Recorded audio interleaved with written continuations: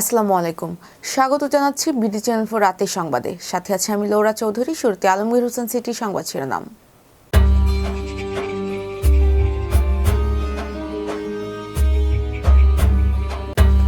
পূর্ণ রাষ্ট্রীয় মর্যাদায় হবে খালেদা জিয়ার জানাজা দাফন। টানা 3 দিন দেশের সর্বনিম্ন তাপমাত্রা নিকলিতে। ইটনায় আগুন নেভাতে গিয়ে দগ্ধ হওয়া অয়নের মৃত্যু, উপজেলা জুড়ে শোকের ছায়া। অষ্টগ্রামে দীর্ঘদিনের জলাবদ্ধতা, সংকটে বোরো আবাদের ভবিষ্যৎ। হামাস নিরস্ত্র না হলে ভোগান্তি পোহাতে হবে, হুঁশিয়ারি ট্রাম্পের। বর্ষসের একাদশে দেমবেলে, এমবাপ্পে, নেই ব্রাজিল আর্জেন্টিনার কেউ। শুনছিলেন আলমগীর হোসেন সিটি সংবাদ শিরোনাম। এবার সিটিলে বিস্তারিত।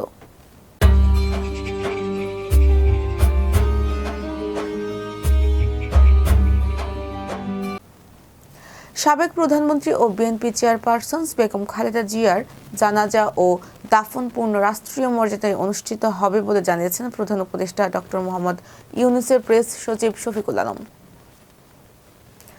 আজ দুপুরে সচিবালয়ের স্বরাষ্ট্র মন্ত্রণালয়ের সম্মেলন কক্ষে বেগম খালেদা জিয়ার জানাজা ও দাফনের আইন শৃঙ্খলা সংক্রান্ত প্রস্তুতি সভা শেষে এসব কথা জানান তিনি। প্রেস সচিব বলেন, জাতীয় সংসদ ভবনের দক্ষিণ প্লাজায় বেগম খালেদা জিয়ার জানাজা অনুষ্ঠিত হবে। সর্বোচ্চ নিরাপত্তা ব্যবস্থা ও রাষ্ট্রীয় সম্মানের সাথে বেগম খালেদা জিয়ার লাশ আগামীকাল সকালে এভার কেয়ার হাসপাতাল থেকে সংসদ ভবনের দক্ষিণ প্লাজায় আনা হবে।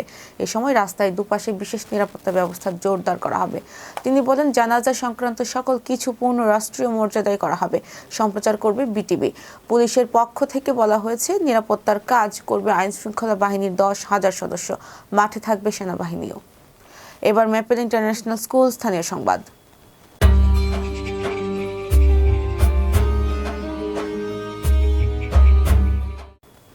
টানা 3 দিন ধরে দেশের সর্বনিম্ন তাপমাত্রা রেকর্ড করা হয়েছে জেলার নিকলী উপজেলায়। আজ সকালে হাওর অধ্যুষিত এই উপজেলার তাপমাত্রা রেকর্ড করা হয় 11 ডিগ্রি সেলসিয়াস। এর আগের দিন সোমবার সকালে নিকলীতে দেশের সর্বনিম্ন 10 ডিগ্রি সেলসিয়াস তাপমাত্রা রেকর্ড করা হয়। আর রবিবার সকালে এখানে তাপমাত্রা নেমে এসেছিল 9.8 ডিগ্রি সেলসিয়াসে, যা সেদিন দেশের সর্বনিম্ন ছিল। বেলা 11টায় আবহাওয়া অধিদপ্তরের ওয়েবসাইটে প্রকাশিত তথ্য অনুযায়ী আজও সারা দেশের মধ্যে নিকলীতেই সর্বনিম্ন তাপমাত্রা 11 ডিগ্রি সেলসিয়াস রেকর্ড করা হয়েছে। আবহাওয়া অধিদপ্তর জানিয়েছে, রবিবার ও সোমবারের তুলনায় শীতের তীব্রতা সামান্য কমলেও জেলার উপর দিয়ে এখনও মৃদু শৈত্যপ্রবাহ বয়ে চলছে। চলতি মাস জুড়ে শীতের প্রভাব অব্যাহত থাকতে পারে বলে শীতের অনুভূতি কমার তেমন সম্ভাবনা নেই। তবে সবচেয়ে বেশি ভোগান্তিতে পড়েছেন নিম্ন আয়ের মানুষজন। পাশাপাশি জেলার হাওর অঞ্চল বোরো ধান আবাদের মৌসুম চলায় কৃষকরাও বাড়তি দুর্ভোগে পড়েছেন। কিশোরগঞ্জের ইটনায় জয়সিদ্ধি বাজারে আগুন নেভাতে গিয়ে দগ্ধ হওয়া অয়ন নামে স্থানীয় এক কিশোর মৃত্যু হয়েছে। মঙ্গলবার 30 ডিসেম্বর দুপুরে নিহত অয়নের দুলাভাই ইটনা উপজেলার জয়সিদ্ধি ইউনিয়নের 3 নং ওয়ার্ডের মেম্বার মোহাম্মদ সাইফুল ইসলাম অয়নের মৃত্যুর বিষয়টি নিশ্চিত করেছেন। এর আগে মঙ্গলবার ভোরে ঢাকার বার্ন ইনস্টিটিউট হাসপাতালে চিকিৎসাধীন অবস্থায় মৃত্যু হয় তার। নিহত অয়ন জয়সিদ্ধি গ্রামের আলমগীরের ছেলে। তাকে ঢাকার বার্ন হসপিটালে রেফার করা হয়েছে। জানা যায়, গত রবিবার রাতে ইটনা উপজেলার জয়সিদ্ধি বাজারে হাসান মিয়া নামে এক ব্যবসায়ীর সারের দোকানে আগুন লাগে। মুহূর্তের মধ্যে আগুন পাশের 2টি দোকানে ছড়িয়ে পড়ে। খবর পেয়ে স্থানীয়দের সহযোগিতায় ইটনা ফায়ার সার্ভিস ইনস্টিটিউটের 2টি ইউনিট ঘটনাস্থলে গিয়ে আগুন নিয়ন্ত্রণে আনে। আগুনে 3টি দোকান সম্পূর্ণ পুড়ে যায়। এদিকে আগুন নিভাতে গিয়ে গুরুতর দগ্ধ হয় কিশোর অয়ন। তার শরীরে 60 ভাগ পুড়ে যায়। পরে স্থানীয়রা তাকে আশঙ্কাজনক অবস্থায় উদ্ধার করে ইটনা উপজেলা স্বাস্থ্য কমপ্লেক্সে নিয়ে যান। পরে সেখান থেকে তাকে ঢাকার বার্ন ইনস্টিটিউটে রেফার করা হয়। আজ মঙ্গলবার ভোরে সেখানে চিকিৎসাধীন অবস্থায় মৃত্যু হয়েছে তার।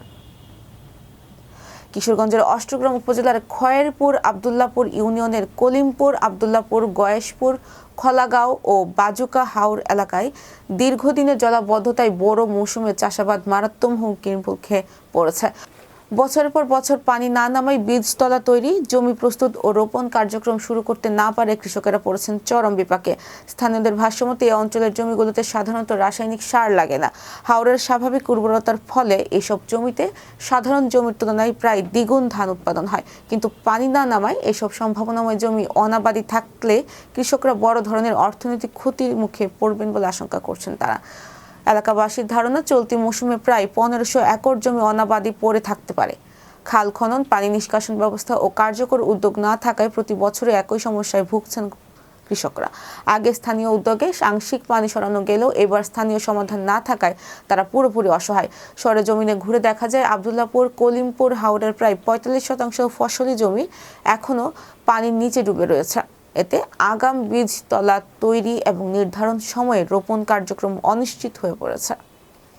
এবার জীবনদীপ হেলথ সেন্টার আন্তর্জাতিক খবর।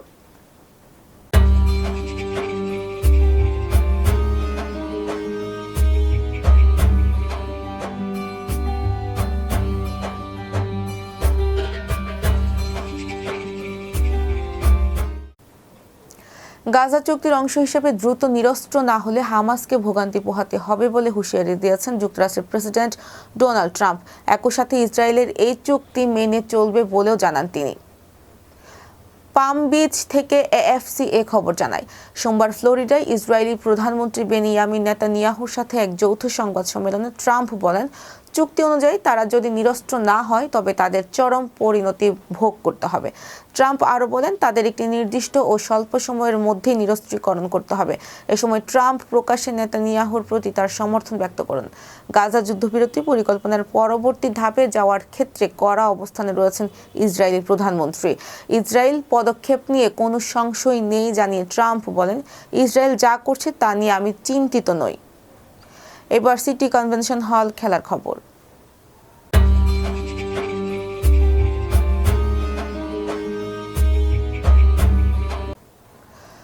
দু ২০২৫ সালের বর্ষ সেরা একাদশ ঘোষণা করেছে IFFHS।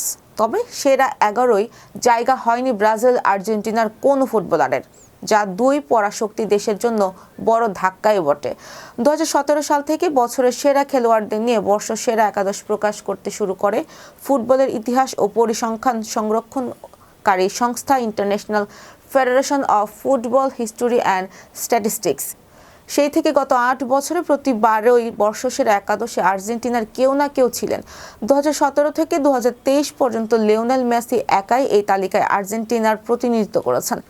গত বছর বর্ষসেরা দলে মেসি না থাকলেও গোলকিপার পজিশনে ছিলেন এমিলিয়ানো মার্টিনেজ।